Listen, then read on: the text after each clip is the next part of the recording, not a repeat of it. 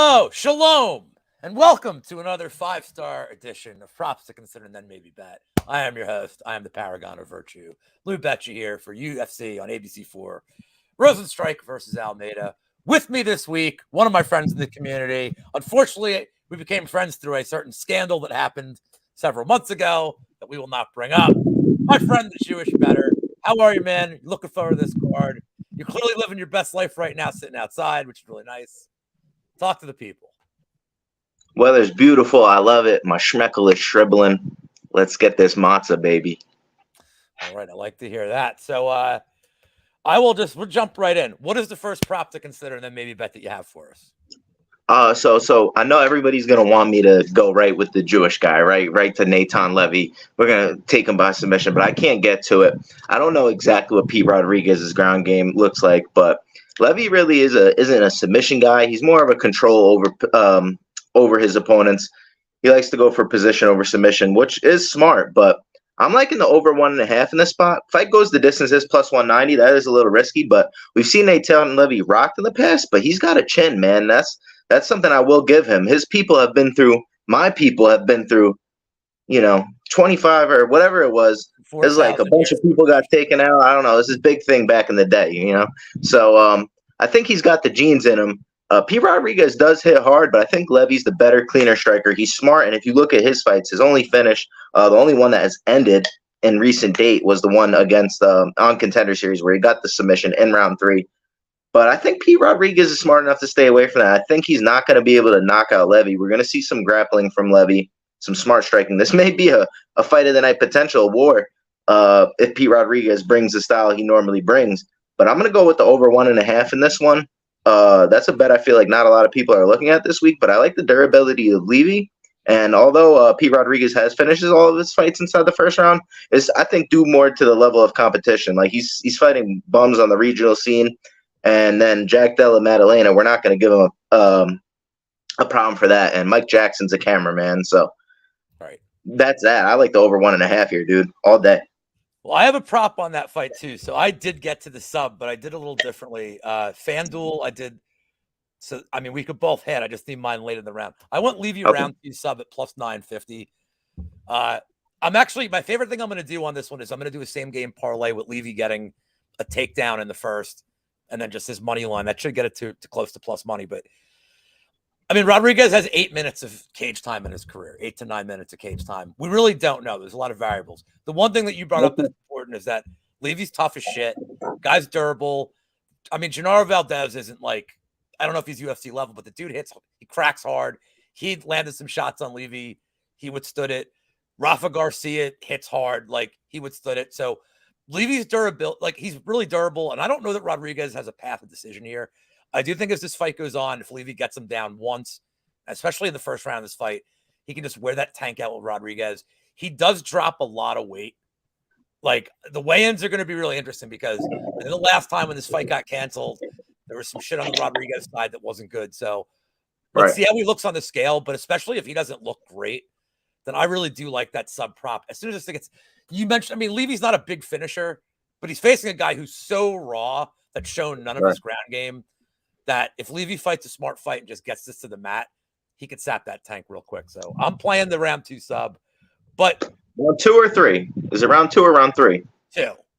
Okay, 3 2 pays more, but 2 is the bet because he's had 8 minutes of cage time in his career. Like, I don't know. It's tricky for me, but all right. Well, that's one each from us. Fair enough. The next one that you got? I like that. No, I like that a lot, man. Dude, another one I like, another over I like is in this Matt Brown versus Court McGee fight. If we look at Court McGee, man, I know I believe he got finished by Jeremiah Wells in the last fight, but Wells could crack hard. I know Matt Brown does crack hard as well, but historically, man, this dude's been durable. Court McGee, and he's not really a finisher, right? I think between 2 older opponents here, we're going to see this one go over 2.5 rounds. Now, on some books right now, it's sitting at minus 180, minus 190. But if we go to Bet Online here, line's sitting at minus 155. I think that's more than a fair price for this fight to go over 2.5 rounds. Court McGee's a decision machine. Just look at the dude's record. Decisions. If this last fight wasn't in the question, I mean, this line might be minus 210, minus 230. Now I know this isn't a huge prop. I'm gonna get to those. But dude, I think this is a good bet. What do you think, man? I agree. I think it's going to be a war, and I also think that it happens one of two ways. If Court McGee does go to the grappling here, he has a pretty clear path. I don't think he's not a big finisher. I don't think he gets Matt Brown out of there on the ground. He couldn't finish Brahimaj, who I think stinks. So, I think Matt Brown will be able to hang in. But I don't even think McGee's going to really use the ground game here. I think this is just going to be two veterans saying, you know what, we're going to war. We're going to stand up the whole time. Actually, I think it gives Brown an edge. But Brown's this age right now where I know McGee's coming off a knockout, but getting knocked out by Jeremiah Wells is okay. The guy, hits like a ton of bricks. Matt Brown at this point, yeah, he still hits hard. He's still got that vet savvy, but McGee's been pretty durable over his career, and I don't think Brown gets him out of there. So I think this goes decision at a pretty high clip, to be honest with you.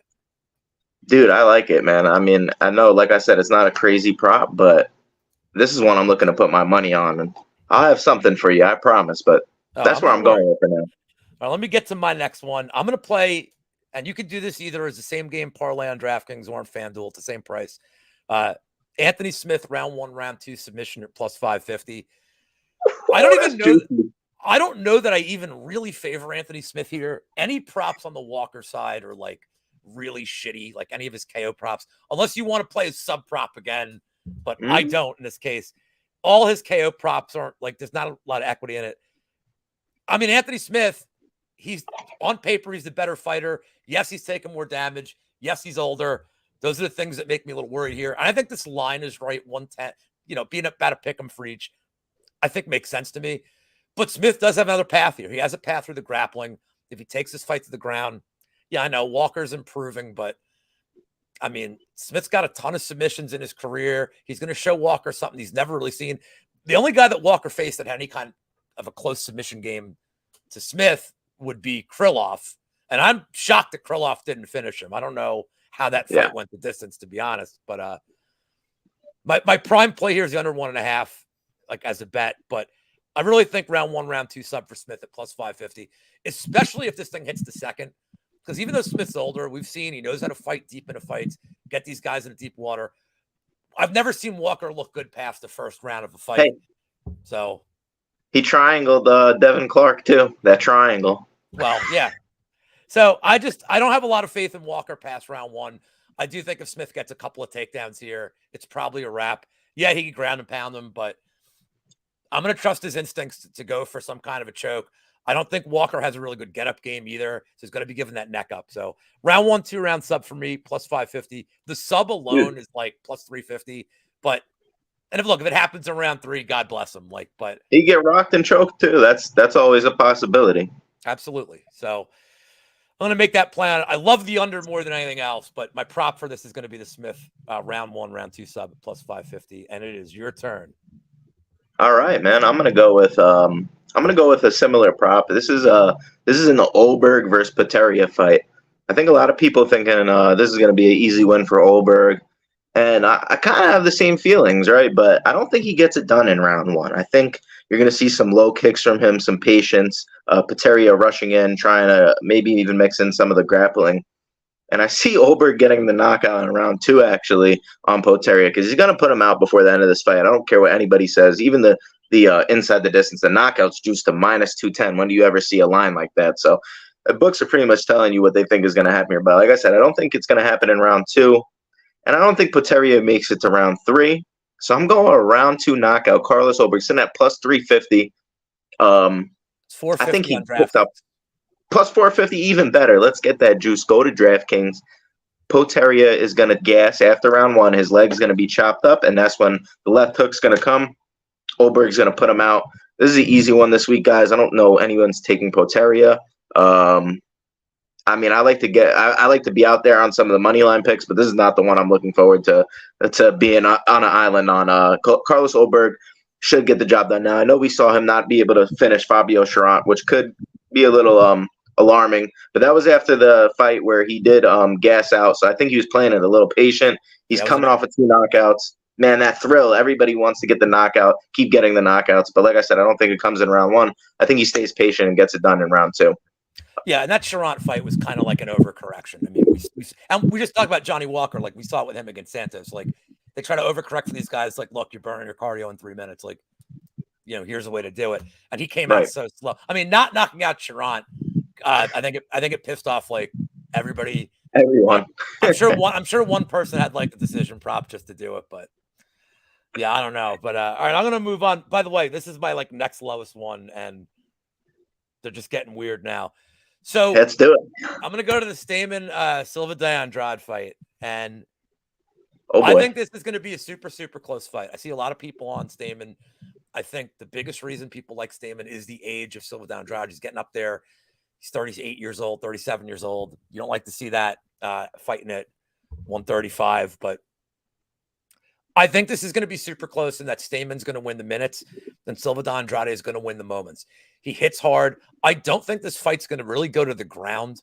I don't know that Stamen's going to really want to screw around on the ground with a guy who's so dangerous in the submission game. So I think this goes the distance at a very, very high clip. I think it's super close. We've seen the judging lately. They're giving moment winners a lot of these janky scorecards. So I have fight to ends and split decision at plus 450. And I have Silva de Andrade to win by split decision at plus 1400, which I think is crazy mispriced here for how high the over 2.5 is and how close the line is. I don't think it should be plus 1400 for him. So I like the price. As always, when I do a split decision prop, I play both guys to win by split, and I play the split to get that double up. But I may go a little extra on this plus 1400. I think it's very live. So I don't know. You have any action on that fight? No, not yet. I don't. I was eyeing the over, but I'm going to stay away. I mean, Stamen's seems like a very popular chalk pick this week, but I don't know, man. Even against Lacerda, he was like, look, he looked okay, but he really should have rolled through Lacerda, and he didn't. So Silva de Andrade's definitely like a more dangerous guy, wily vet. Absolutely. Pretty well-rounded, but durable. And he's pretty durable. I mean, look, Morozov was putting it on him. Like, I get it. But the guy withstood it. I mean, that was like a 10-7 first round, dude. Like, he was getting his ass kicked. But I was there for that one. Were you really? Oh, yeah, that was good. Stamen doesn't fight like that, though. Stamen's content to just kind of stay on the outside, like jab, jab, jab, eventual take. Like, he might go for takedowns at the end of the round just to seal it, but Stamen, to me, doesn't go for, like, super impressive moment-winning offense. So, absolutely not. All right, what do you got next for us, my man? Man, so I actually, I know I'm going a little ass backwards here on the card, but I actually kind of, oh no, this might be in the, I'm sorry, this is in the main card. I like a split decision prop as well. I like Tim Means by split decision. I think this is going to be a greasy fight. I think a lot of people on YouTube, a lot of people on, just in general on Morono this week. I think Chalky Parlay is going to be with Morono this week. I think this is more of an even fight than people are giving it credit for. Tim Means sitting around a plus 200 area. I think this fight could actually go the distance, and I see it being a close decision, maybe even a robbery for Tim Means. And I'm going with the split decision for the old vet, Dirty Bird. Now, I know some people, he did get knocked out by Kevin Holland, but Kevin Holland, I think, is one of the hardest hitters, especially at 170. He's been putting people out left and right. He got club and subbed by him. Oh, yeah, he shot in for the takedown. Prove a point. He wanted to prove a point that he could. Shot in to take the I remember that. Correct. And Morono going out in his last fight, that's not a good look, but I do think this one, Tim Means by KO is kind of tempting with the chin, but I actually think he mixes in the wrestling. This is a close striking battle. It won't be an easy one. I'm going with Tim Means by split decision. I'm not sure what the odds are actually on that. I don't have it written down or anything. Plus 1,200 for me. Let's go, baby. Let's go. So I actually have the same. I have this fight going a split, and I have both ends of it. I wouldn't call this the most professional breakdown I've ever done last night on the Chronic Combat pod, but I said that there's two Southern guys that I think embody the UFC. One is Mike Shit Pyle, and the other one is the Dirty Bird, Tim Means. Like, Dirty. Like, these are dudes that they look like they learn how to fight in an Arkansas parking lot. And I love that, man. Look, man, not everybody needs to be like this specimen who's been training in like the finest gyms, spending every penny they have on like every resource out there. There's dudes that are just grinders, man. And that's what the sport really was based on. It was based on like like guys like Tank Abbott who are like, yeah, dude, Right. I'm just a fucking dude with a beard that like loves to fight, like Roy Nelson, like guys like this that I love. I mean, Means is one of those dudes over the years, man. Crafty vet, pretty well rounded. You know, he's obviously he's near the end of his career. He could retire if he gets violently like finished here. I think he could hang For him sure. up. But the skills are still there. Morono, look, last time Morono fought, he took the fight on short notice. He was up 2-0 against Ponzi. Looked good. And I had a Ponzi bet. So I was sweating that. He just kind of fell apart, but I can chalk that up to the short notice nature of the bout because Morono really fell off a cliff after 2 rounds. So, but he does slow down though. In other fights, you see him slow down. And Tim Means is a grinder. I know he doesn't have the best cardio at this age, but if he shows up for this fight, I think if he puts in a good camp, a split decision loss to Max Griffin and a sub loss to Kevin Holland, I'm not completely sold that this guy's done. And like Holland is a way better athlete than Morono. The other thing that and this goes to your point about the splits. This is why I'm playing all angles of it. I see a lot of people on the under this week. They think Morono's got a lot of finishing equity. I know Pepe Silva, who I have like tons of respect for. Like I think he has the Morono sub. I think he went Morono round 2 sub or round 3 sub, or he's playing the late sub props.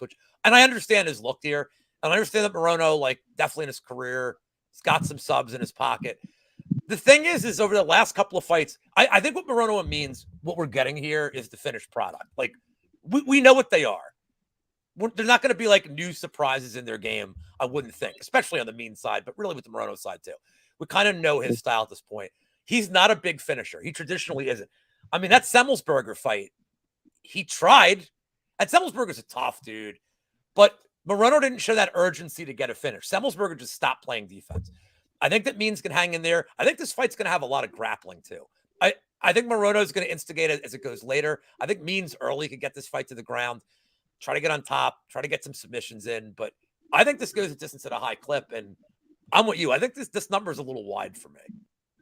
So, man, I'm glad we're on the same side. Means get a little disrespected by this number, I think. Oh yeah, I'll have a money line bet on him, and I may have even talked myself into a Lisboa bet, but we'll save that for another time. I just got one more thing I want to add to this fight too, is that, you know, I've talked about this on a lot of the shows. I don't like when guys get like badly knocked out and come back within a 6-month time frame. I think that's about the amount of time you need. It's been 5 months for Morono, but with how many fights he's had, how many wars he's been in, and his age, I really think he should have taken more time off. I don't think Means is like a big KO threat here, but I still don't like it, especially as the fight goes later. I just don't like guys coming back in that 6-month gap between getting KO'd. Could play it more tentative too, as well. You know, when you get knocked out, you come back, and you know, some people. I don't see Morono as that type of person, but it's possible. Yeah. All right, you're up. Yeah. What do you got next? That was my 4 props, wasn't it? All right, let's get to the main event then. What about the We end with the Yambags. Okay, fair enough. Let's go. So should I save the main event? All right, perfect. Main event. All right, I'm gonna keep it simple like this, guys. I train a little bit of jiu-jitsu. I'm a purple belt. I've never seen a fat guy with a good guard game. I'm gonna say that right now. So I think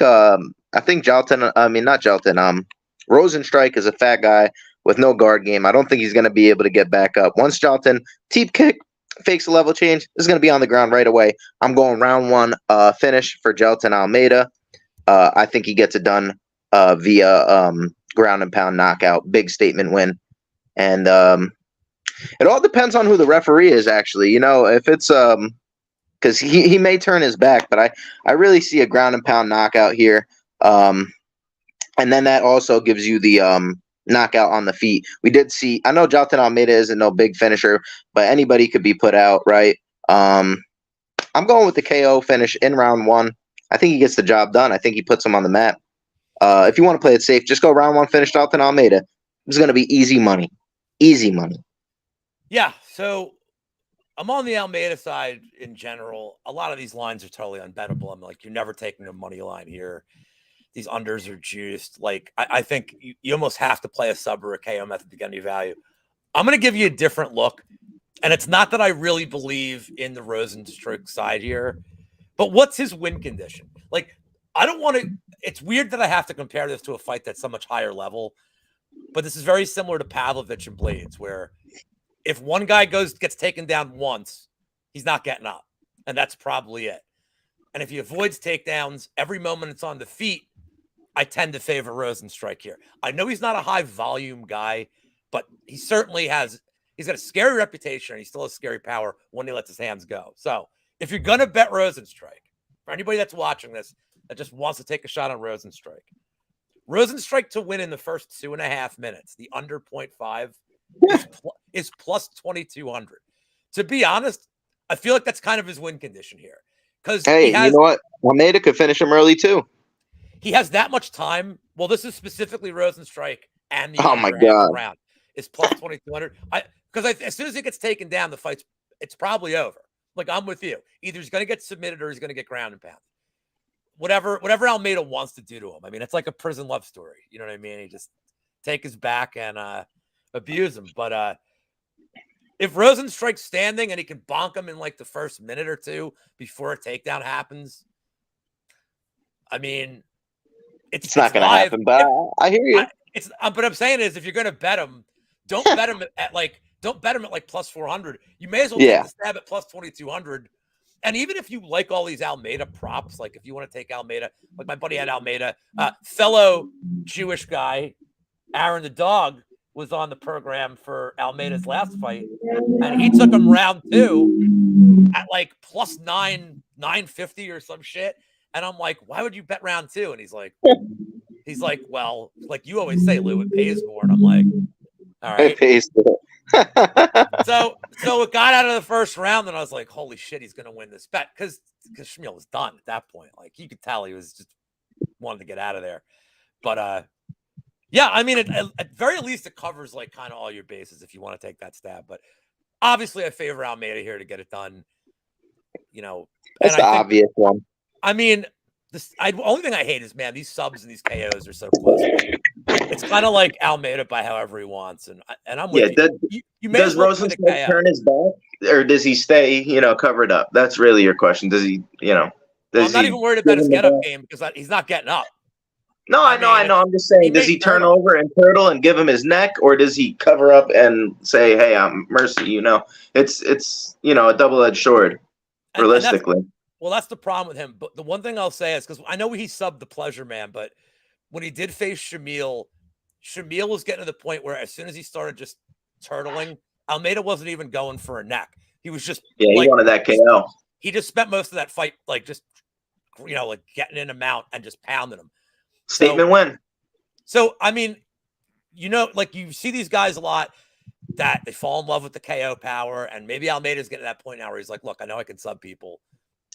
And he's fallen in love with it. So we'll see. But that brings us to the greatest bet of the show. It's time for the Yambag special. For those watching this for the first time, number 1, shame on you. Watch the show every week. And number 2, we are betting on a point deduction. It could be an eye poke, could be a ball shot, a cage grab, could be yelling at the ref excessively. Whatever they want to take a point for. Jewish bettor, who is your point deduction Yambag special and why? Let's go. Real quick, I got this. If you know the Jewish bettor, if you know me, Morty G, it's me, Morty G. I got to take a nice one for you real quick. Screw the wick. We're going right in here. Yeah, you got to use the lighter for that. You got to be a pro. Got to be a pro. Attaboy. Hi, let's go. All right. This week, my Yambag pick just needs a point taken. Doesn't need to be a draw. Carlos Olbere versus Ihor Poteria. Ihor Poteria, wild fighter, southpaw versus orthodox. Carlos Olbere loves to throw those low kicks. 2 of them are going to land him right on the balls in round 1. It's going to be a weird fight, and then Olberg's going to knock him out in round 2, and we cash both those plays, baby. 2 nut shots, Olbere, round 1. Let's go. I love it. Love it. So mine's a little different. So there's actually a science to this that Weezy and I talk about with the metrics. And this fight checks 2 of the boxes. So I'm going to go with Ian Gary and Daniel Rodriguez. It has 2 things that I love for this kind of fight. It's southpaw versus orthodox. So you get the open stances. You get awkward exchanges. That's number 1. And number 2, I actually looked at the Olbere fight. The reason I went with Gary and D-Rod is it's another fight that I think goes the distance at a very high clip. I don't see D-Rod finishing Ian Gary. He's never been finished. He hasn't been hurt. Never been finished. And D-Rod's like weirdly durable. Now he's getting up there in age. Yes, Gary's coming off a 3rd-round finish, but that was dicey too, man. I mean, look, his jab looked good, but this is a big level up for him. I didn't like the way D-Rod looked against the Leech. I definitely didn't like the way he looked against Magny. He may just be getting that point in his career. I think Gary's going to be the faster guy, especially, and at D-Rod, if he doesn't win this fight in the first, this thing goes on. And Gary Shunner's cardio is really good. So, I don't think Gary gets them out of there. And I do think we're going to get some really awkward exchanges. Gary does have grappling in his back pocket too. I was going to say, if Gary's smart, I think he wrestles here. And if he does, now you're putting the cage grabs into play, especially as D-Rod gets tired as this fight goes on. So I don't love this card. I don't have like a ton of confidence. This isn't like, an Nchikwu fight where I'm like, okay, I got to like auto bet him getting a foul, or Cameron Simon, who if it's plus 2,000, I'd be shocked the next time he fights because he's like an auto bet too. But I'm going to play Gary and D-Rod to get the Yambag special. And I forgot to do this for us, but let's go. We got to pay homage to the Ed Herman and Zach Cummings fight, as they are the last Yambag to hit for the show several weeks ago. That is it for the props. I want to thank the Jewish Bettor for being on my show. Please tell the people what you're up to, where to find you. I have your Twitter on the bottom, or I will again right now. Tell the people what's up, dude. Yeah. You can follow me on Instagram as well, MMA Jewish Bettor, and expect some more content from me soon as well. Within the next few weeks, some announcements. I love this. Enjoyed this show. I think you got to have me back on, and I think my Yambags prop hits this week. So if that happens, it's weird. I expect to be back on. It's weird that you never brought up knocking out Sam Patterson. I'm shocked that you did not bring that up at all on the program. And good luck on your fight against Chris Duncan. Thanks, man. I think I get that one done easy. It's in the bag, man. Don't doubt the schmaz. I never doubt the Red Fox, man. He's the best. Can't. Except for when I bet against him in that last fight and felt like an idiot. At least I had the under as a backup. But I had Patterson, and I'm like, what am I? I'm like, why did I bet this fucking idiot, man? Like, Jesus Christ. That was the same card with Lerone Murphy and was it Santos? I forget who he fought. Yeah, the London card, right? And Murphy won like, I had a bet on Murphy. I had that bet in on like Monday. I got good value on it. I don't think Murphy won that fight. I'm glad I won the bet. But the Patterson one, like whether Murphy was a good bet or not, I got a good price on him. So I think it was a good bet. I got lucky, but I think it was a good bet. The Patterson bet, not a good bet. Not a good bet. Everyone was on Patterson, baby. Well, I mean, he was like 9 feet taller than Ashmuz. I'm like, I know. I'm like, well, how's this dude gonna hit him in the face? And then it was like fucking Mac from Punch Out. He just like jumped and he didn't really jump, but like just fucking like crazy, dude. Deaded him. And then of course, it was one of the nastiest knockouts I ever seen too. You wouldn't have believed my face when I saw that one. My buddy was like, that was an early stoppage, right? I'm like, he's trying to wrestle the ref. I'm like, I think it's probably a good stoppage. Like, I think your boy is trolling you, my dude. No, he was like, well, he's fine, right? And I'm like, he's like, he only got hit once, and I'm like, come on, dude. Dude has CTE for the rest of his life. Auto fade in every fight he's ever in.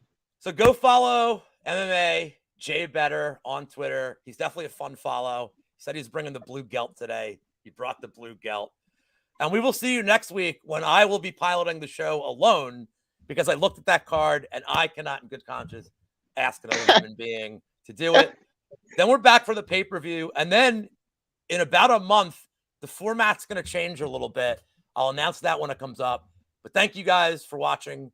Good luck this weekend and protect your bags. Take care. Hey, shalom, bro. Same way